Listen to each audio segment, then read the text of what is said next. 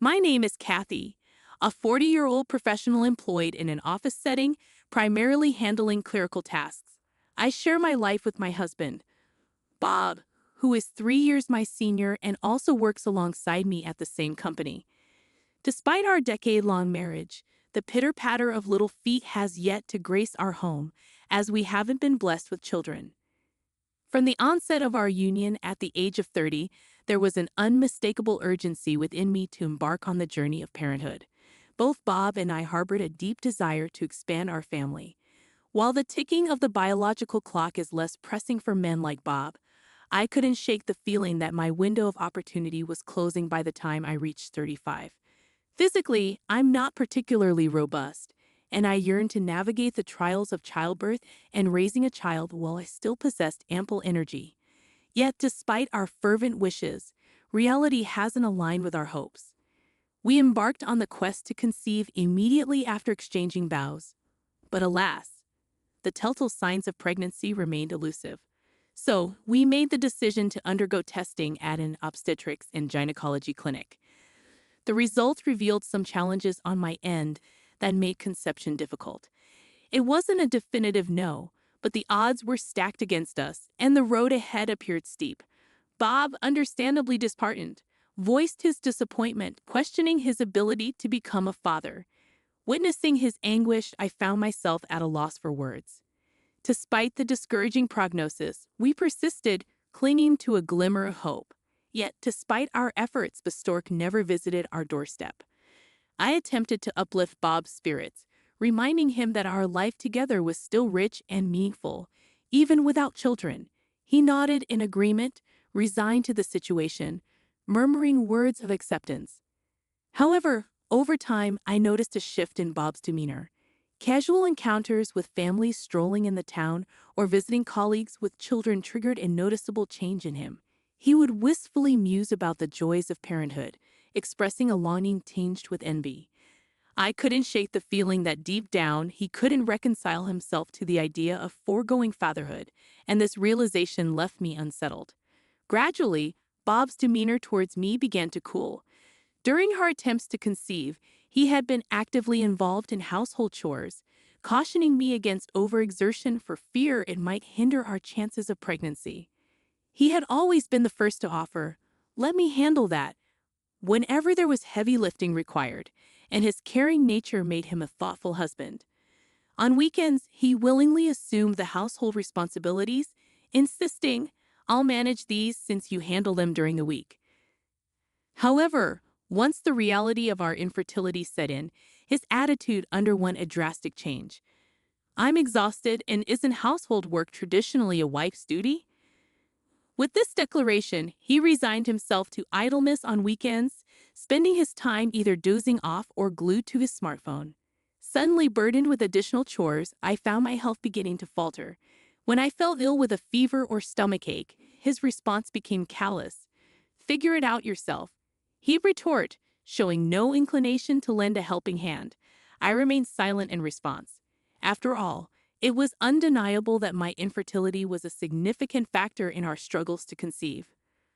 Contemplating the possibility of divorce weighed heavily on my mind, particularly at a time when I believed our relationship was on a positive trajectory. Then, unexpectedly, a change occurred in our circumstances. Bob received a transfer offer, a significant career opportunity at one of the company's affiliated branches. The catch was that it required relocation across state lines. Naturally, I assumed we would relocate together, but to my surprise, Bob suggested otherwise. "You have to come. I'll manage on my own." His words prompted me to pause and reflect. Perhaps his distant and indifferent behavior towards me stemmed from the frustration of our infertility. Perhaps a temporary separation would offer him the space to process his emotions, and in turn, pave the way for the restoration of our harmonious relationship. Agreeing to his proposal, I bid him farewell as he embarked on his new journey. His visits home became infrequent, occurring only once a month.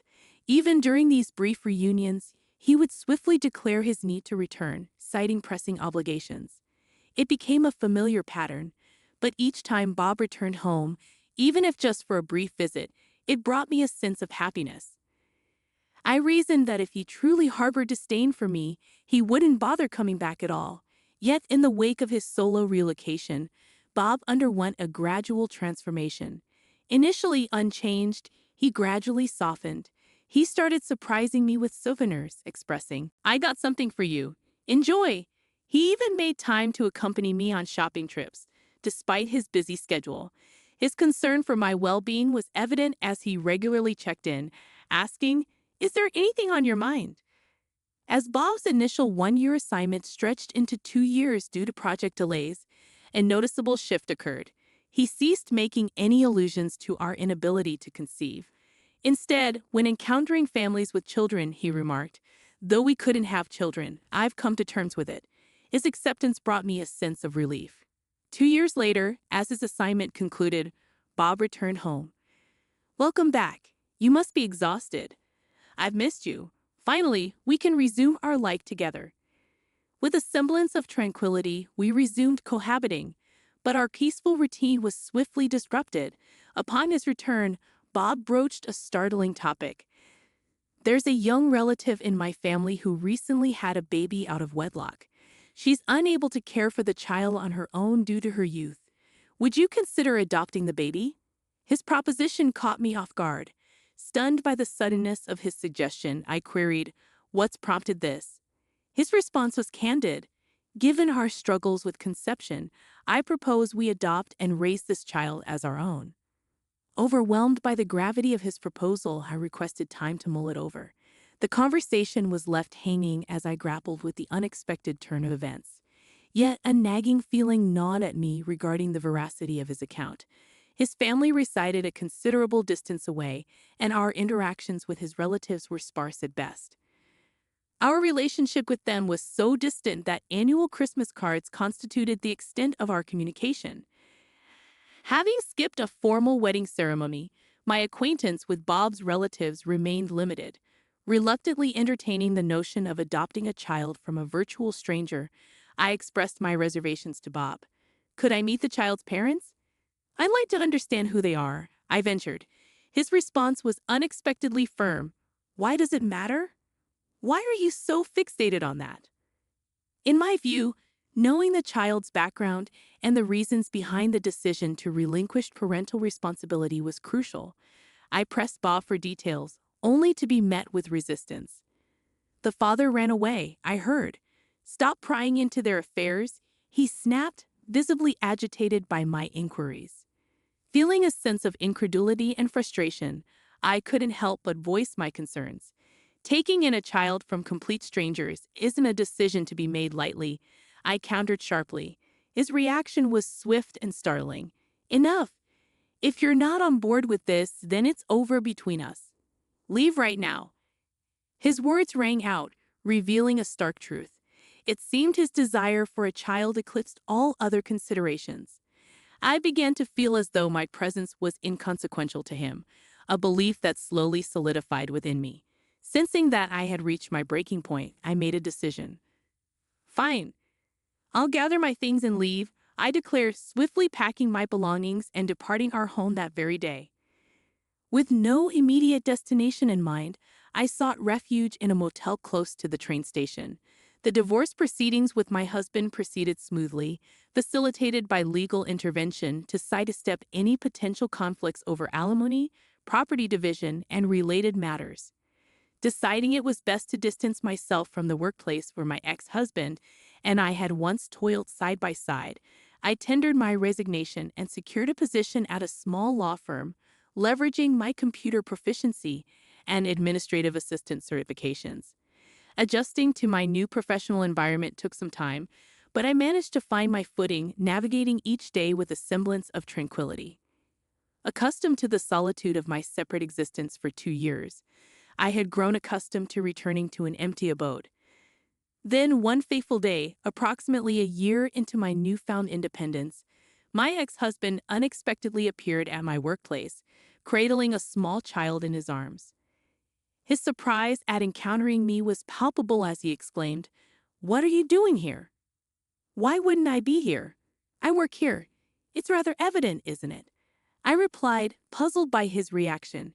His complexion drained of color at my response. Intrigued by the child he cradled, I guided him to my supervising attorney's office. There, an unsettling revelation emerged. Sir, I've been harboring doubts about the paternity of this child more than a year ago. The resemblance is non-existent, and I question whether the child is truly mine, he confessed. The supervising attorney, adopting a pragmatic stance, inquired, if the child isn't yours, what course of action do you intend to pursue? Divorce, naturally, he affirmed. Legally, disputing paternity must occur within a year of the child's birth. Even if a DNA test confirms your suspicions, you may still be liable for child support, the attorney clarified. What? Surely you jest, he retorted incredulously. I assure you I'm not. There are legal precedents set by the Supreme Court, the attorney maintained. As I recorded their exchange as a clerk, the pieces of the puzzle began to fall into place. It became apparent that he had engaged in infidelity during our marriage, resulting in the birth of a child. Considering the timeline of events, the child was conceived around a year after he had embarked on a business trip. As the pieces of the puzzle began to fall into place, I couldn't shake the realization that his recent kindness might have stemmed from a sense of guilt. It appeared that his current wife was a former colleague of mine, and each time he interacted with her, his gaze would inadvertently shift towards me, his expression betraying a hint of pallor. Given the circumstances, it was only natural.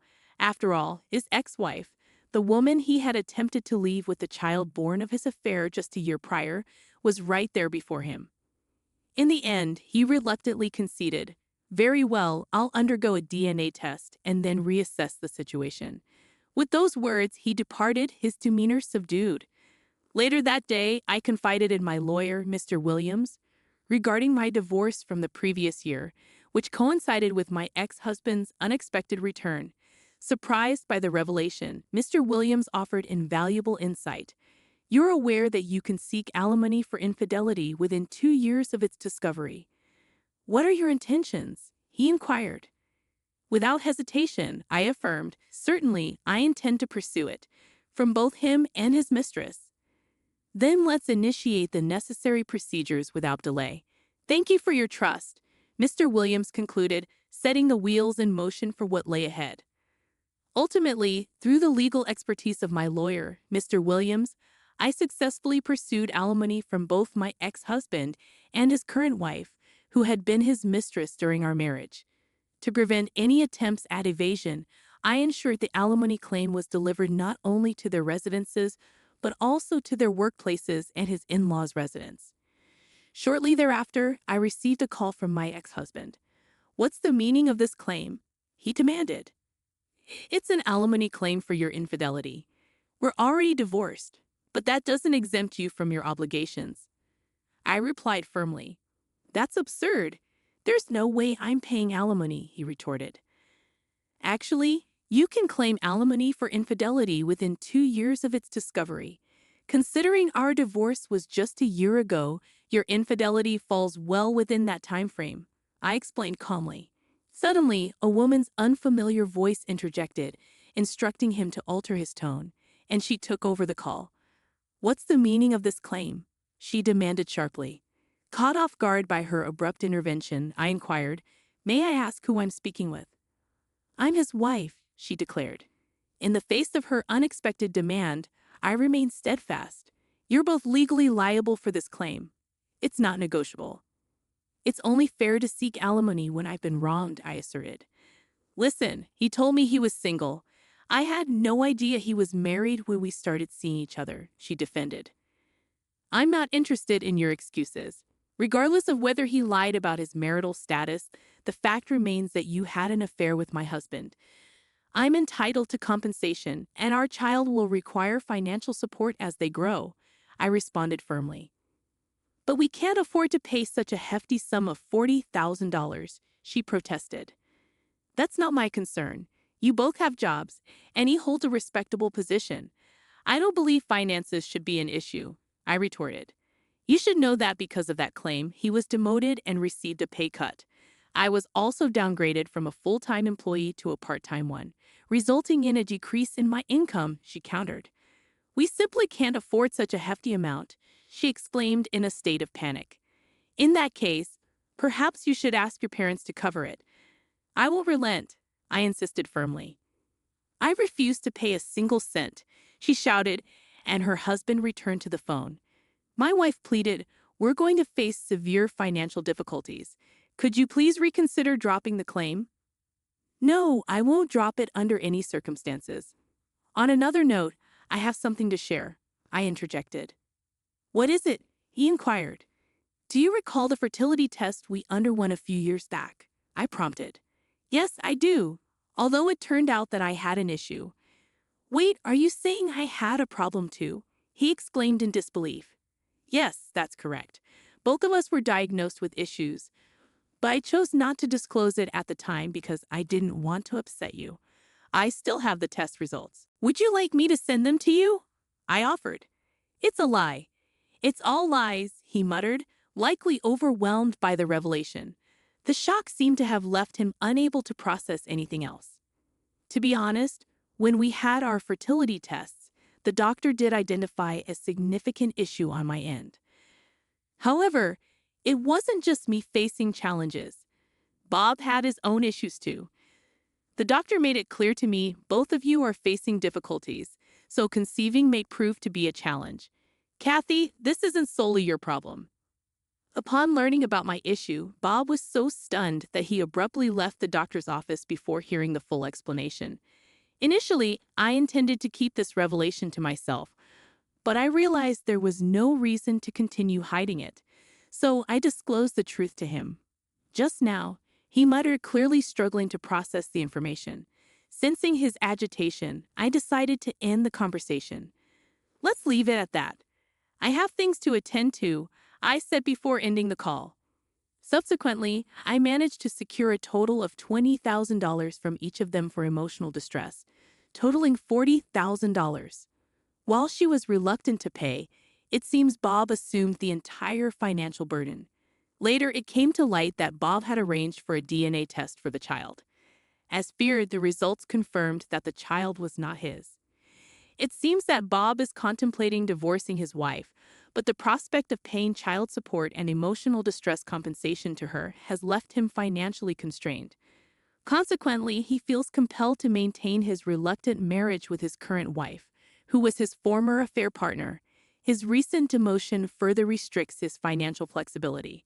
Surprisingly, the reason he wanted me to raise his child with his affair partner is because she is known to be quite strong-willed. He confided in me during his visit to pay the emotional distress compensation, admitting that if he gained custody of the child, he intended to fabricate a reason to end his relationship with her. Lately, tensions have escalated between him and his wife, resulting in a strained atmosphere at home. Moreover, their reputation at work has suffered due to their past infidelity, making his professional life challenging. Meanwhile, I have settled comfortably into my single life, finding contentment in my routine. I have exciting plans to travel with my friends during the upcoming holiday break. Despite being alone, my days are fulfilling with work and the companionship of my friends.